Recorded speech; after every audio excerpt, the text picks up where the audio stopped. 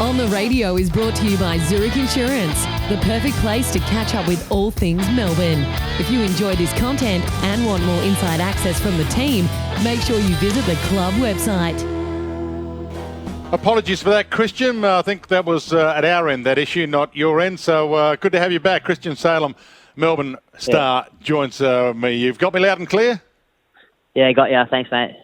Beautiful. Hey, I was just saying about how important your game is in the overall spectrum of round two games. I'm looking at your game as pretty damn important, given both you and Carlton lost your round one game. Yeah, it is. It's going to be a big game, and obviously with the shorter season as well, it puts a big emphasis on it. And obviously, yeah, both teams, like you said, didn't get off to the best of starts in round one, so it's going to be a good match.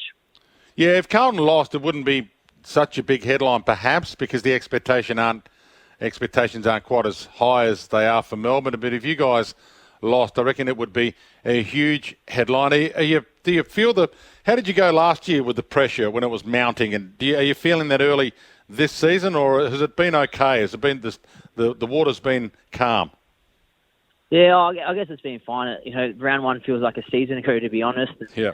From that time to now, we have had a number of players come back from injury, and they've benefited from that break. For example, Harley Bennell, just to name one, and there's a few others around. So, what the coach wants to do team-wise, I know there's going to be a lot of boys up for selection. So, we're all sort of looking forward to it and ready to go. So Harley Bennell, you think, is a contender to be selected?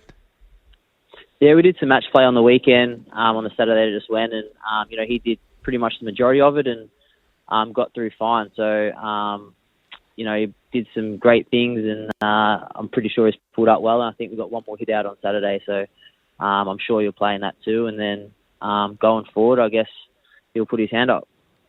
And it might be a bit of a double whammy as well for players who miss out, because you don't have that reserves game to prove yourself to try and get back in. You will have a game of some sort, maybe pre-game or post the game against Carlton, but it might only be a couple of quarters and, it might only be 15 aside. Yeah, it's definitely an interesting situation. And, I think all clubs are trying to work through something, whether it's the team you play that day, you do a little scratch match or 10v10 or something like that, or as simple as just us having a big training session. We've never really seen anything like it, so it'll be interesting to see what they come up with. How hard do you go when it comes to hitting each other at training these days, Christian? And would you be able to replicate that with your own training, or is it always better to be able to go 100% against another team? I guess the one thing we sort of talk about is, go hard, but we're not going out there to try and injure your teammates. Sort of stay away from the sling tackles and putting knees into people's backs and, really, I guess, looking after each other. But at the same time, if the ball's there to be won, put your head over it, I guess. Yeah, absolutely. Long break, so do you really know what to expect when you run out there? Is it kind of a weird situation that you don't know what's going to happen? Yeah, well, I guess, I wasn't playing round one, so we sort of had the shorter quarters and no crowd. And speaking to a few of the boys, it was definitely a bit different. And, it's definitely a different circumstance. So I'm sure once you get out there, it'll be fine. It'll get going. And, I don't think they've changed anything to the interchange, I don't think. But, once you're out there, you just get playing. And this is your first occasion playing to silence, in essence, with no crowd. Yeah, it brings back some TAC Cup and junior footy days, I guess. I'm sure the home teams will have some crowd noises or whatever they want to do. And I've seen a bit of the soccer over in Germany, and they'll put sort of crowd noises up on the screen, and it actually worked all right. So I don't know what will happen down here, but we'll see what happens. So there is talk that Carlton or some teams might give the away team, and you are the away team against Carlton round two, silence when you kick a goal, but get the whole music blaring when they kick one. Oh, really? I didn't hear that. That'd be interesting, I guess. Similar like to a away trip, I guess. You got to sort of create your own energy amongst the players. So I'm sure it'll be fun, whatever you do. I guess it's great to be back out there playing footy, to be honest.